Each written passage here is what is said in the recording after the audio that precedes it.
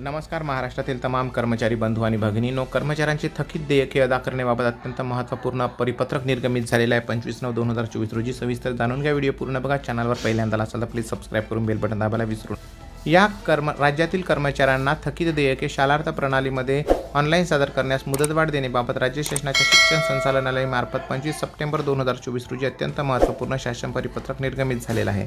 24-25 या आर्थिक वर्षामधील प्राथमिक व उच्च माध्यमिक शाळांमधील शिक्षक व शिक्षकेतर कर्मचाऱ्यांची थकीत देयके शालार्थ प्रणालीमध्ये ऑनलाईन सादर करण्याकरिता 25 सप्टेंबर 2024 पर्यंत मुदत देण्यात आलेली होती.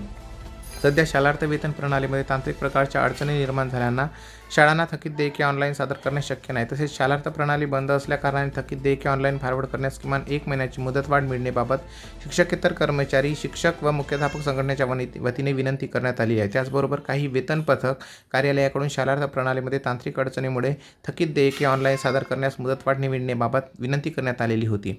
सदरची वस्तुस्थितीचा विचार करून DDO-1 मुख्याध्यापक स्तरावरून थकीत देयके ऑनलाईन सादर करण्याकरिता 5 ऑक्टोबर 2024 पर्यंत मुदतवाढ देण्यात येत आहे.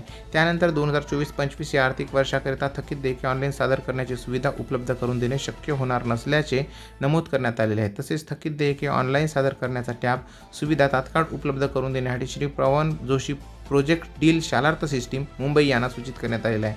त्या संबंधाचे परिपत्रक हे मी स्क्रीनवर स्क्रोल करतो, तुम्ही वाचू शकता.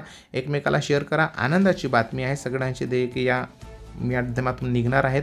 व्हिडिओ आवडल्यास लाईक करा, शेअर करा. चॅनलवर पहिल्यांदा आला असाल तर चॅनलला प्लीज सबस्क्राईब करून बेल बटन दाबायला विसरू नका. धन्यवाद. जय महाराष्ट्र.